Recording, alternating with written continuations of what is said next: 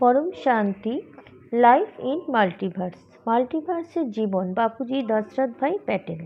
পরম শান্তি, আমরা কিভাবে সেই পৃথিবী সম্পর্কে জানতে পারি? এই জীবদ্দশায় আমরা কি কখনো জানতে পারবো যে আমরা কে, আমরা কোথা থেকে এসেছি, সেই পৃথিবীটা কেমন এবং সেখানে কারা বাস করে? সময়ের চক্র অনুযায়ী মাত্রায় কি কি পরিবর্তন ঘটে? সেখানে বসবাসকারী আত্মার মধ্যে কি পরিবর্তন ঘটে?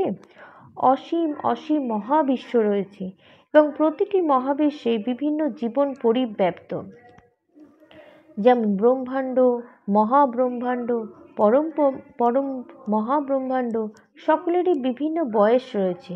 প্রতিটা মহাবিশ্বে মাত্রা পরিবর্তন হতে থাকে।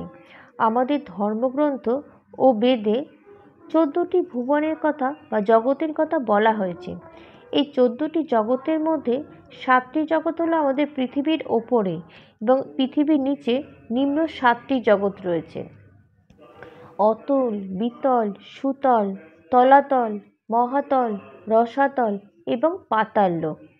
আসুন আমরা উপরোক্ত মাত্রা এবং সেগুলির উপর জীবন সম্পর্কে সংক্ষেপে জানি। বেদ অনুসারে ভূলোক থেকে ব্রহ্মপুরী পর্যন্ত এই মহাবিশ্বে জীবন রয়েছে।